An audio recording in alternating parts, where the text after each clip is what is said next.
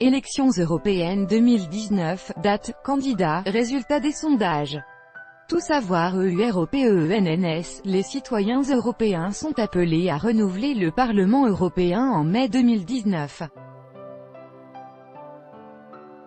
Quels sont les candidats engagés dans le scrutin en France, qui est favori de l'élection, mis à jour le 22 août 2018 à 14h48. Dernière info, les écologistes de ELV vont-ils se lancer dans l'élection européenne de mai 2019 tout seul? Yannick Jadot, candidat vert à l'élection présidentielle qui s'était désisté pour s'allier à Benoît Hamon, a exclu de faire liste commune avec l'ancien candidat socialiste.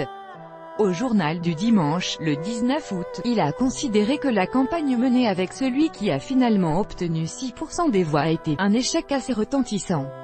Et d'ajouter, il n'est pas interdit d'apprendre de ses erreurs. Yannick Jadot semble convaincu, ELV a tout intérêt à se démarquer, l'élection européenne est le seul scrutin où les électeurs votent par conviction. C'est un vote de clarté. Notre priorité est de rassembler les écologistes autour d'une ligne claire, pas de faire de la vieille politique avec ses accords d'appareil et ses confusions, dit-il au JDD. Pour l'heure, les sondages créditent les écologistes de 4% des suffrages. Julien Bayou, porte-parole de ELV, a relativisé la prise de parole de Yannick Jadot, considérant sur France Info, lundi 20 août, que « d'autres personnes, dans la société civile ou chez Génération S, le parti de Benoît Hamon, qui porte aussi l'écologie. Je pense qu'on sera plus fort si on travaille ensemble », a-t-il prévenu. Élections européennes, date, scrutin, résultats des sondages. Tout savoir. Le Parlement de l'Union européenne se renouvelle tous les 5 ans. Les prochaines élections européennes, qui se tiennent au mois de mai 2019, vont permettre aux citoyens de tous les pays membres de l'Union de désigner qui seront les députés européens jusqu'en 2024. Le scrutin, en France, sera le premier depuis les élections législatives qui ont donné une majorité à Emmanuel Macron. Nul doute, donc, que le résultat de cette élection européenne prendra une dimension nationale. Une partie des citoyens français s'exprimeront sans doute pour marquer leur soutien au gouvernement ou bien pour en sanctionner sa politique. Depuis 1979 et le premier scrutin, chaque élection européenne est aussi un moyen pour les électeurs de s'exprimer sur la politique menée à l'échelle nationale, ce qui, pour de nombreux observateurs, biaise le résultat de l'élection et donc la composition du Parlement européen. En 2019 pourtant, les Français auront le choix entre des partis politiques dont la position sur l'Europe est assez tranchée. Les citoyens peuvent choisir entre les pro-européens, attachés à l'institution et qui défendent l'idée de davantage d'intégration, les souverainistes eurocompatibles, qui veulent réformer l'Union et qui luttent contre toute forme de fédéralisme, les anti-Union européenne, qui considèrent que la France doit soit imposer de nouvelles négociations sur les traités actuels, soit quitter l'Union, les farouches opposants à l'Union européenne, qui veulent quoi qu'il arrive sortir du carcan de Bruxelles. Date des élections européennes. Le scrutin ne se tient pas le même jour dans tous les pays de l'Union européenne, il se déroule habituellement du jeudi au dimanche de la même semaine. Le 20 mars dernier, le Conseil de l'Union a proposé au Parlement que les élections européennes aient lieu du 23 au 26 mai 2019. Ces dates ont été retenues, ce qui signifie que le scrutin se tiendra en France le dimanche 26 mai 2019. Une date qui doit être confirmée par le Conseil constitutionnel. Compte tenu du mode du scrutin, il n'y a qu'une seule date, puisqu'il n'y a qu'un seul tour avec une seule vague de résultats pour ces élections européennes au niveau national. Élections européennes, mode de scrutin dans tous les pays de l'Union européenne. L'élection européenne s'effectue au suffrage universel direct, sur un scrutin de liste et proportionnel. Il existe cependant des spécificités selon les pays de l'Union. La plupart organisent un scrutin sur une circonscription unique, à l'échelle nationale. Quelques pays ont décidé de créer des circonscriptions régionales, l'Italie, la Pologne, la Belgique, l'Irlande, le Royaume-Uni, désormais exclus du scrutin, et la France. Des listes différentes y sont proposées, il y a une élection dans chaque circonscription. En France, une réflexion a été engagée, sous l'impulsion d'Emmanuel Macron, pour revenir à la constitution d'une liste nationale unique. Et le changement devrait être validé définitivement dans les prochaines semaines par le Parlement. Les élections européennes 2019 pourraient donc marquer la fin du scrutin dans 8 circonscriptions différentes: Est, Sud-Ouest, Sud-Est, Massif Central-Centre, Île-de-France, Nord-Ouest, Ouest et Outre-mer. L'exécutif a justifié cette orientation, parlant d'une réforme qui offre la garantie d'une lisibilité accrue pour l'électeur et une évolution cohérente avec la volonté de renforcer le caractère européen du scrutin. Élections européennes en France. Le traité de Lisbonne a en 2009 fixé le nombre de députés européens à 751. La France dispose de 73 élus, c'est-à-dire un peu moins de 10% de l'ensemble de la Chambre. Mais compte tenu du Brexit et de la sortie du Royaume-Uni de l'Union européenne, les choses sont susceptibles d'évoluer. La Commission des affaires constitutionnelles du Parlement européen propose que le nombre de sièges soit réduit à 705 avec une redistribution vers quelques pays. La France pourrait voir augmenter le nombre d'eurodéputés qui lui est dévolu, de 73 à 79. Sondage sur l'élection européenne. Attention avec les premiers sondages publiés, la campagne des élections européennes ne commencera que dans quelques mois. On ignore d'ailleurs quelles seront toutes les formations politiques engagées dans le scrutin, s'il y aura des rapprochements et des fusions de listes dès le premier tour. On ignore aussi, pour nombre de partis, quelles personnalités politiques mèneront cette campagne et qui sera candidat. Le dernier sondage sur les élections européennes date du 12 juillet 2018. Il a été effectué par Ipsos pour Le Monde et Sciences Po. Selon cette étude, les intentions de vote sont les suivantes: LREM et MoDem 26%, RN 18%, LR 15%, LFI 13%, DLF 7%, PS 4%, Génération S 4%, EELV 4%, UDI 3%, LO 1%, NPA 1%, PCF AI%, Les Patriotes 1%, UPR 1%, Résistons 1%. Le 28 juin 2018, IFOP a publié un sondage sur un large échantillon de 1504 personnes pour CNews et Sud Radio.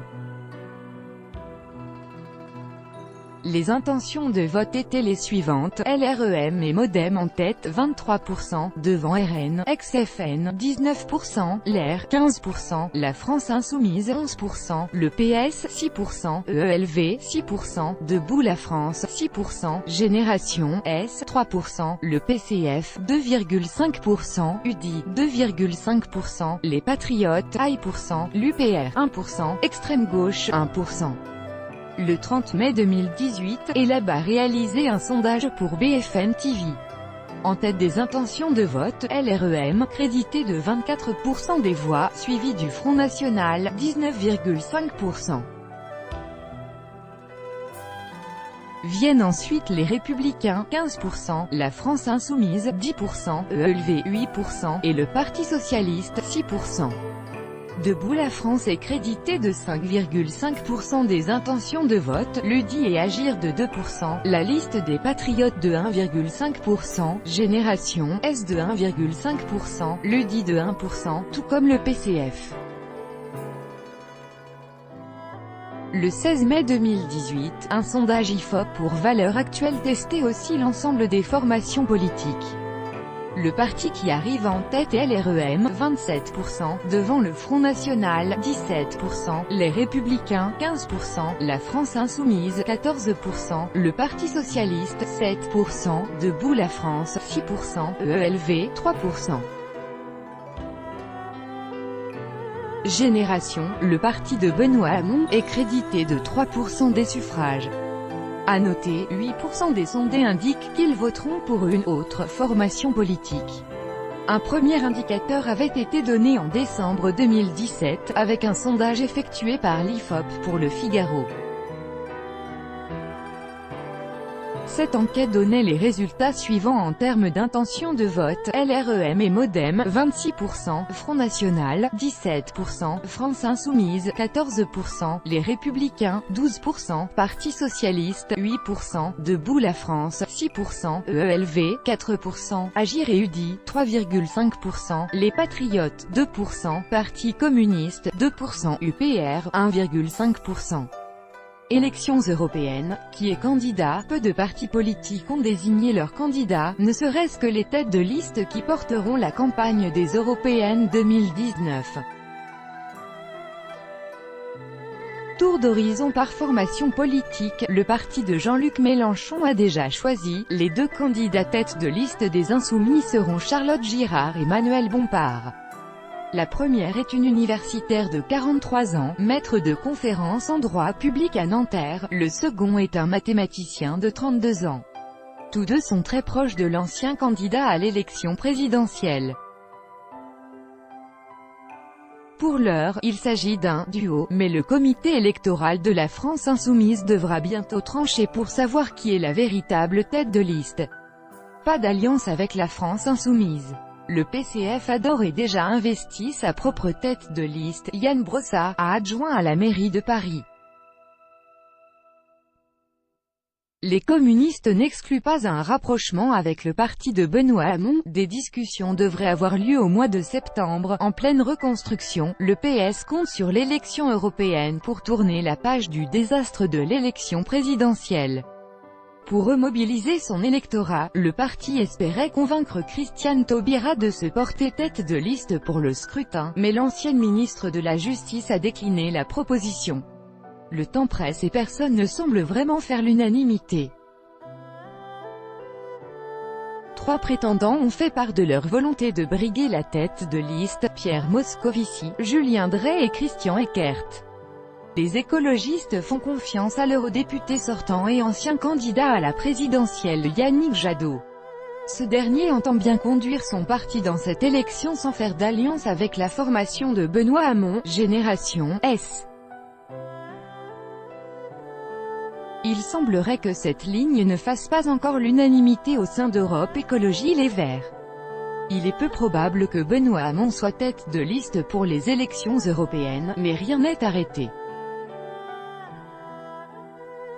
L'ancien candidat socialiste, qui a quitté son parti à l'automne dernier pour créer sa propre formation, compte sur ce scrutin pour faire vivre médiatiquement son parti politique. Alors que les sondages laissent envisager au parti de Christophe Castaner une victoire à l'élection européenne, et la question de l'incarnation de la campagne est encore plus sensible. L'REM souhaite renouveler la performance des législatives de juin 2017, en misant sur de nombreuses candidatures issues de la société civile, d'autant que des personnalités publiques pourraient être intéressées. Depuis plusieurs semaines, il est même question de convaincre l'astronaute Thomas Pesquet. Le nom de Nicolas Hulot pour porter la liste du parti du président revient aussi avec insistance. Laurent Wauquiez ira-t-il au charbon? Si quelques cadres lient un site, Nicolas Sarkozy notamment, le patron de l'Air ne compterait pas se constituer tête de liste pour l'élection européenne du 26 mai 2019. Pour l'heure, trois personnalités de la droite ont manifesté leur envie de porter la liste LR, Nadine Morano, Rachida Dati et Brice Hortefeux. Trois sarkozystes historiques. Le RN, ex-FN, parenthèse fermante et Debout la France ne feront pas liste commune pour les élections européennes. Pourtant, en mai 2018, Marine Le Pen avait fait un grand pas vers son allié du second tour de la présidentielle, prenant la plume pour rédiger une lettre ouverte adressée directement à Nicolas Dupont-Aignan. Elle lui proposait un rapprochement pour le scrutin de 2019, mais sans lui proposer la tête d'une liste commune. Elle lui demandait simplement une présence symbolique, avec elle, aux dernières places de cette liste. Le leader de Debout la France a répondu par la négative, il présentera sa propre liste, en étant probablement lui-même tête de liste. Qui vote à l'élection européenne? Tous les citoyens européens peuvent voter pour les élections européennes. En France, pour participer au scrutin, il faut avoir au moins 18 ans, résider sur le territoire français et être ressortissant d'un pays membre de l'Union européenne et ne pas être privé par la loi de ses droits civils et politiques. Les étrangers peuvent donc bien voter à cette élection et choisir parmi des listes présentées en France, à condition d'être bien inscrits sur les listes électorales. Résultat de l'élection européenne. Actuellement, la répartition des sièges, issue du résultat des européennes en 2014, est la suivante. 20 élus les Républicains et assimilés, 17 élus Front National et assimilés, 13 élus socialistes et assimilés, 7 élus centristes, 6 élus EELV, 4 élus France Insoumise et PCF, 3 élus les Patriotes et 4 non inscrits.